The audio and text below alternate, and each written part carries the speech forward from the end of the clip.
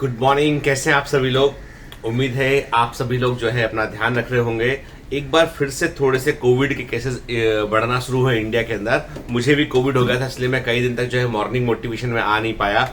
5-6 दिन में home isolation में रहा। सिम्टम्स बिल्कुल टिपिकल कोविड वाले जैसे सिम्टम पहले आए थे फर्स्ट वेव में, सेकंड वेव में, वैसे ही सिम्टम मेरे को थे। मतलब कोविड जो है वो मेरे को तीसरी बार हुआ, सोचिए आप। ठीक है, मतलब कि कोविड जो है वो रिपीट भी मार रहा है। मतलब ना पहले इस तरह की बीमारियां हुआ करती थी तो वो एक बार होने के बाद, वो ठीक होने के बाद एंटीबॉडी बन जाया करते थे तो वो रिपीट नहीं होती थी। परंतु कोविड का वायरस जो है वो इतना अधिक म्यूटेंट है कि वो बार बार वो रूप बदल बदल के आता है और अटैक करता है। इस बार मुझे तकलीफ ये हुई कि मुझे खांसी थोड़ा ज्यादा हुआ इस बार। खैर, by the grace of God आप लोगों के ब्लेसिंग से जो है वो जल्दी रिकवर कर गए उसमें। लेकिन पॉइंट ये है कि अभी भी कोविड गया नहीं है। मतलब जो है ना वो इंतजार करता रहता है बैठ के कि कब मेरी एंट्री हो दोबारा टाइप से, है ना। तो मतलब वो चलता रहेगा धीमे धीमे अभी वो, लेकिन तब भी प्रिकॉशन रखना है हमको। चलो, ये तो बात की हमने जो बोर लगती सबसे अधिक कोविड की बात।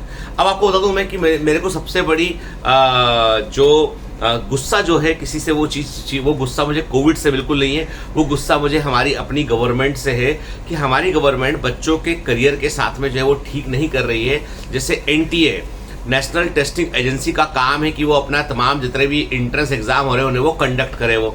और उसने इस बार नीट के अंदर इतनी गंदी व्यवस्था की कि हमारे कई सारे बच्चे सफर किए। यानी आपने वो श्री गंगापुर वाला केस भी सुना होगा आपने। आपको बता दूं मैं, जो मध्य प्रदेश के नीमच से लेकर अभी मुझे बच्चों ने बताना शुरू किया है। यानी हमारे जितने बच्चे हमारे यहाँ पढ़ा करते थे, हजारों की संख्या में बच्चे थे, उन बच्चों ने बताया कि कई बच्चों ने बताया कि भाई हिंदी इंग्लिश के पेपर की गफलत तो ऑलमोस्ट हर चौथे पांचवें सेंटर के अंदर हुई है।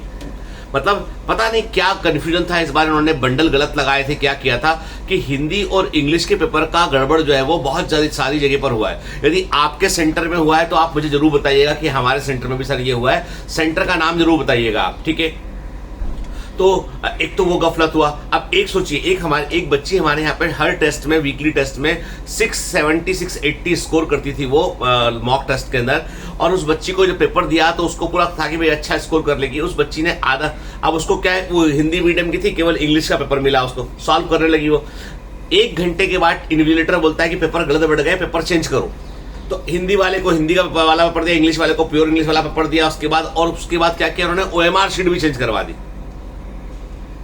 आप सोचिए कि कितनी बड़ी मूर्खता है कि OMR शीट जिसमें गोले भरे हुए उसको भी चेंज करवा दिया। उन्होंने मना किया तो नहीं, ऐसा नहीं होगा क्योंकि उसकी आंसर शीट का कोड डल गया है ऊपर, ये हो गया है, वो हो गया, वो चेंज करा दिया। मतलब मूर्खता की एक हद होती है ना, उसको भी क्रॉस कर गए वो। कई जगह पर जो है वो बायोमेट्रिक अटेंडेंस नहीं लिया गया।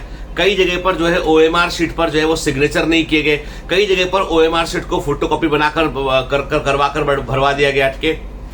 कई जगह पर OMR शीट 1 घंटे के बाद दी गई है। कई जगह पर पेपर जो है वो 40 मिनट के बाद शुरू हुआ है। कई जगह पर पेपर को जो है 20 मिनट पहले खत्म कर दिया गया।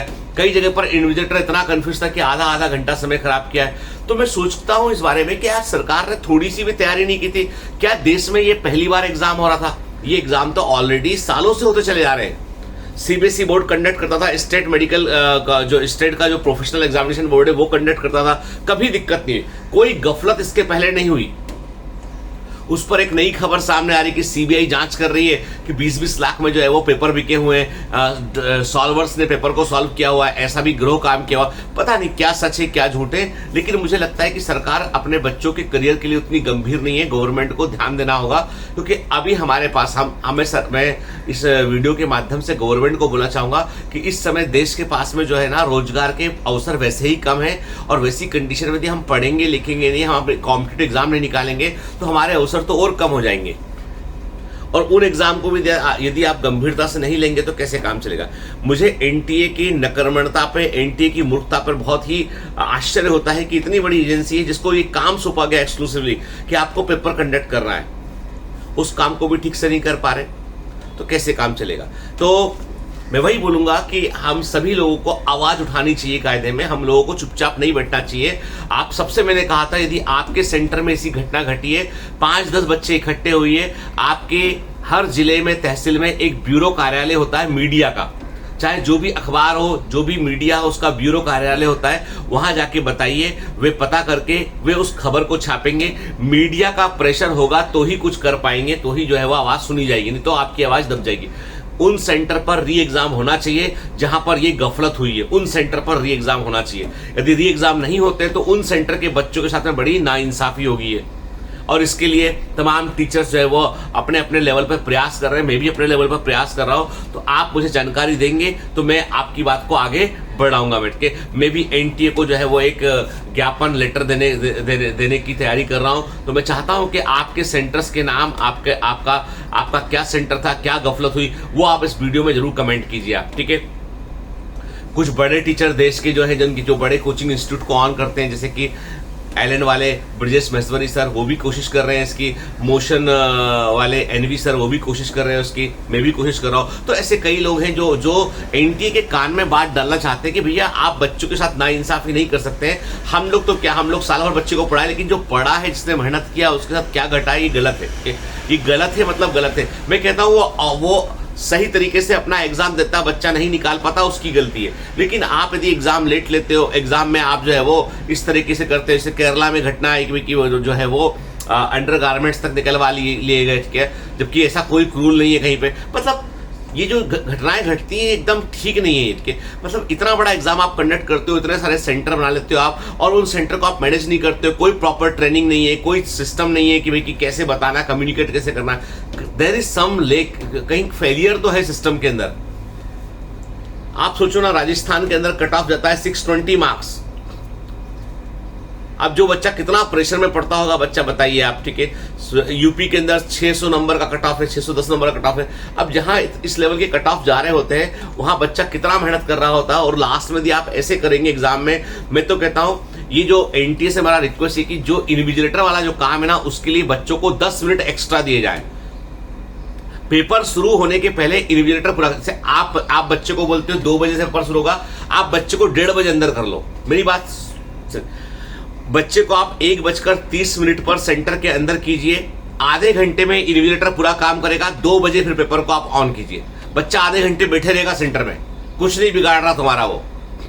उस आधे घंटे में उसे वॉशरूम जाने की परमिशन दे दीजिए, मूव कर सकता है, लेकिन इन्विजिलेटर उस आधे घंटे में अपना सारा काम करे। क्योंकि इन्विजिलेटर बहुत ही निकर्मण टाइप के लोग हैं, जो बिल्कुल भी देखते नहीं कि क्या हो रहा है, कि उनको कोई मतलब नहीं, कोई वास्ता नहीं है।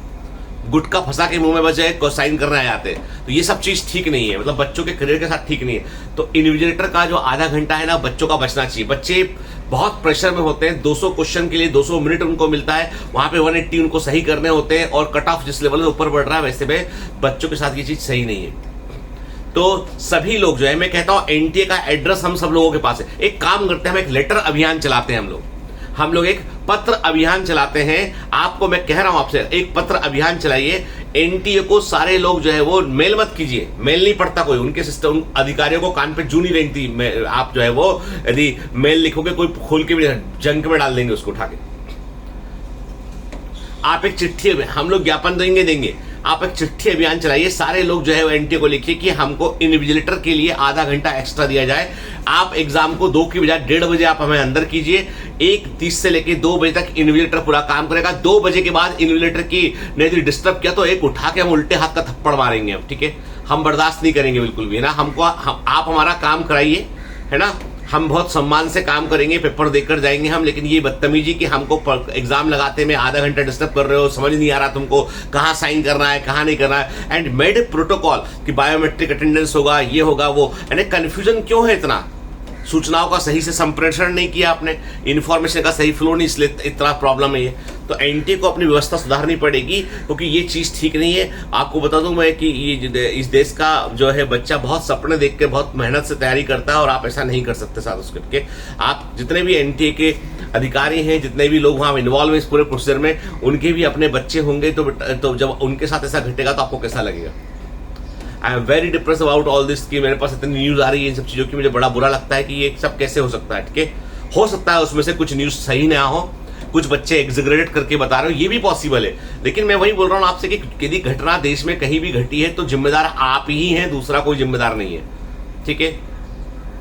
इसीलिए प्लीज जिन जिन सेंटर पे घटनाएं घटी है उन सबके नाम लिखिए, सब इन्फॉर्म कीजिए, एनटीए को मेल डालिए, नहीं तो आपकी बात कोई नहीं सुनेगा। आप पूरे साल आपको फिर से पढ़ना पड़ेगा, याद रखिए, ठीक है। यदि आपके सेंटर में यदि कोई गफलत हुई है तो री एग्जाम कंडक्ट वहां पर होना चाहिए उस सेंटर पर।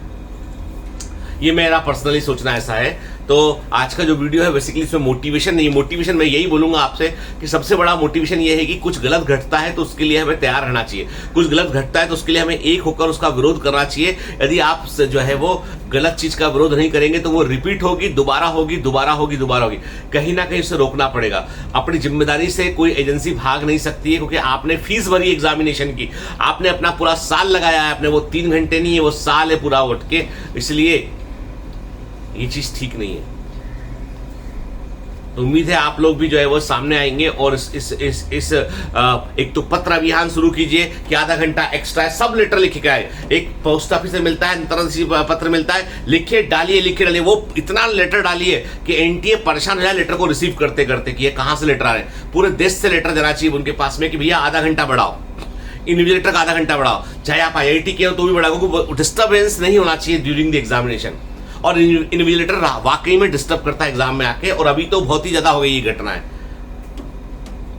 घपलत में ना बायोमेट्रिक ले रहे हो ना OMR, जिन लोगों ने OMR की फोटोकॉपी करा के बांट दी है उन लोगों को जो है सस्पेंड किया जाए। जिन लोगों ने गलत पेपर बांटे हैं उनके खिलाफ कार्रवाई की जाए और एग्जाम को रिकंडक्ट किया जाए। ये गलत है, मतलब गलत है। आप लोग यदि साथ मिलकर नहीं रहेंगे तो लोग ऐसे ही करते रहेंगे, चलता रहेगा ऐसे। चलिए, है ना। Have a great day, all the best, bye bye.